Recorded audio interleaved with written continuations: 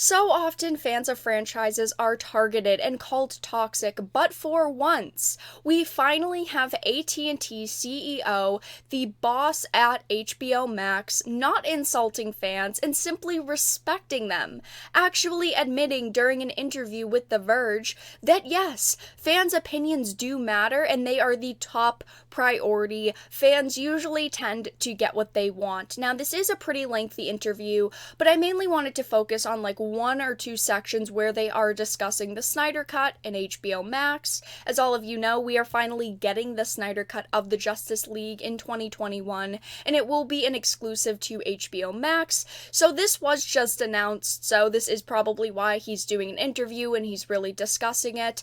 But a lot of people are excited, myself included. I actually never thought that this would happen. I figured the Snyder Cut was just something that people were going to ask for a very long time.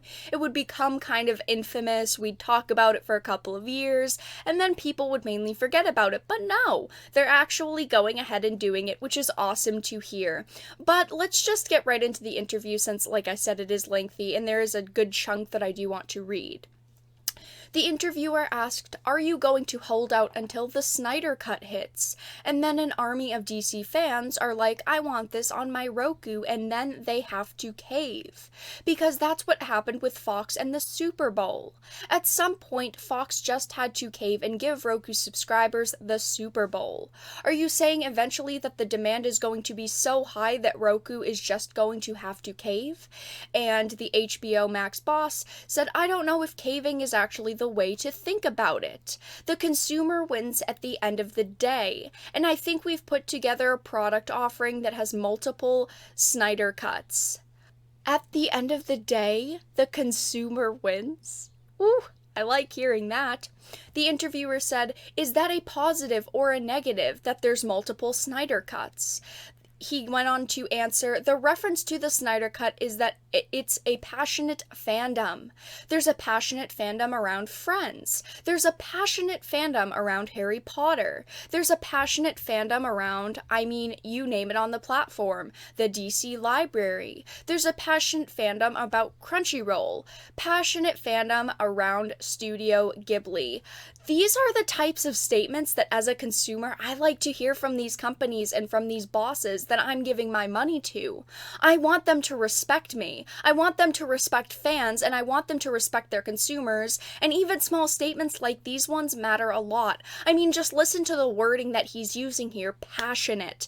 They're not using any other wording like over the top or very extreme. Passionate is such good wording. The interviewer asked, "There is a difference, though, between the fandom around the Snyder Cut, which has targeted a lot of directors who have worked with Warner Brothers, has targeted groups on Twitter." I just want to say to that Zack Snyder wanted the Snyder Cut, and all of the main actors in the Justice League wanted the Snyder Cut. They've all been pushing for the Snyder Cut. Okay. And although there's positives of that fandom, there's also a lot of overwhelming negatives, which as many smart critics have written about. There's a difference between the fandom and a Friends or Harry Potter fandom, which hasn't necessarily gone out of their way for 3 years to demand certain things in the kind of way that the Snyder Cut fandom has. And I wonder if you worry at all about the precedent that sets. Because right after that came out, there started, "We're going to get an Ayer cut for Suicide Squad, a David Ayer cut," and I genuinely wonder if that was something that Warner Media took into consideration. Zack Snyder did not get to finish his vision. He withdrew from the movie post-production due to the passing of his daughter, which is obviously the most important thing to do, but is it really so bad that fans have been asking for him to get a chance to show the world what he wanted to do with the movie because he didn't get to back then? I just seriously don't think that that's so negative and that fans have truly demanded it. But his answer, the HBO Max boss's answer, was pretty perfect. "Look, definitely not a precedent. And you're right, there's different types of fandoms. There's the fandoms you just described, and there's other fandoms. My reference to the fandom is the fact that we're in a space where consumers are loud. Consumers guide, and we absolutely have to listen as the industry. I have a boss that once said, industry and consumers aren't always aligned, but consumers do tend to win, and it's a fine balance. And I think that when it comes to a video, when it comes to entertainment, when it comes to content, consumers have never had more choice, and they've never had more of a voice. But that doesn't mean that we will go and invest our dollars in every single fandom that exists. But I think the reference to the Snyder Cut and Friends fandom is the fact that consumers are speaking and we have to listen. It doesn't mean that we're going to go and redo every movie ever made, but I think we definitely have to have our ear to the ground, and I think that we do. I think that that is a great way to answer this. I do respect the fact that they're saying, yeah, of course, every fandom that wants something, we're unfortunately not going to be able to cater to them. We're not going to be able to remake every movie that's ever been created because fans want an updated version.